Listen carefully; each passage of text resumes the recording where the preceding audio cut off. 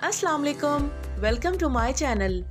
आइए देखते हैं कि आज हमारे किचन में क्या बनने जा रहा है। लेकिन ठहरिए ज़रा, please don't forget to like, share and subscribe.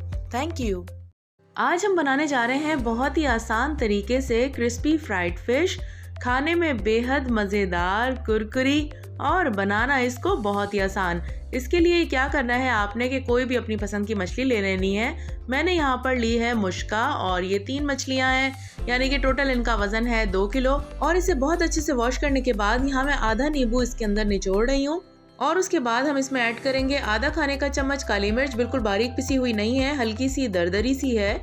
आप अपने हिसाब से मिर्चों को कम या ज्यादा कर सकते हैं। और साथ ही हम इसमें 1 खाने का चम्मच लहसुन अदरक का पेस्ट ऐड कर रहे हैं। और उसके बाद नमक हस्बे ज़रूरत। और ये तमाम चीज़ें डालने के बाद हमने इसको बहुत अच्छे से मिक्स करना है। मेक श्योर कि मसाला तमाम पीसेस पर बहुत अच्छे से लग जाए। अब आपने क्या करना है कि कोई भी आप ट्रे ले लें, कोई भी छोटा सा बर्तन, और इस तरह से मछली को हमने एक साइड पे कर दिया है और ऐसे आड़ा करके हम इसे रख देंगे ताकि इसमें से जो भी पानी वगैरह निकलना हो वो निकल जाए।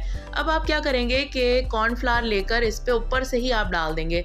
ऐसा करने से क्या होता है कि मछली के अंदर से कम पानी निकलता है और जितने भी जूसेस हैं, मसाला जात हैं, वो बहुत अच्छे तरीके से अब्जॉर्ब हो जाते हैं। ये तमाम चीज़ें डालने के बाद आप इसको मैरिनेशन के लिए रख दीजिए तकरीबन 1 घंटे के लिए।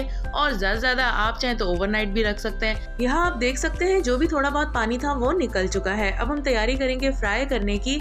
हमने इसे डीप फ्राई करना है, तो यहाँ पर ऑयल गरम कर लिया है।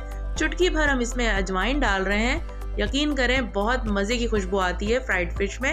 अब इस गरम तेल में 1 बाय 1 हम फिश के तमाम पीसेस ऐड करते जाएंगे। ख्याल रखिएगा कि तेल तेज़ गरम होना चाहिए, क्योंकि इस तरह से करने से फिश के तमाम जूसेस लॉक हो जाते हैं और फिश ऊपर से कुरकुरी रहती है और अंदर से जूसी। अच्छा, सी फूड का कुकिंग टाइम वैसे भी बहुत कम होता है, इसलिए हमने एक साइड 1 मिनट तक के लिए पकाना है और उसके बाद साइड्स को चेंज कर देना है। बार बार अलटना पलटना हम नहीं करेंगे, क्योंकि फिर क्या होता है कि जो मसाला लगा हुआ है वो हटना शुरू हो जाता है। तो इस वजह से एक साइड जब कम्प्लीटली पक जाएगी तब हम इसकी साइड्स को चेंज करेंगे। तो ये लीजिए, फर्स्ट बैच हमारा तैयार हो चुका है। इसको हम निकाल लेते हैं और यहाँ पर मैंने पेपर लगा लिया है ताकि जो एक्सेस ऑयल है वो एब्जॉर्ब हो जाए। कलर आप देख सकते हैं कितना खूबसूरत आया है और क्रिस्पी भी है, लग रही है। इसे आप सर्व कीजिए इमली वाली चटनी के साथ और उसमें बारीक बारीक प्याज डाल दीजिए और एंजॉय कीजिए। इंतजार रहेगा आपके फीडबैक का। अपना रखिएगा ख्याल, फिर मिलेंगे, तब तक के लिए अल्लाह हाफिज।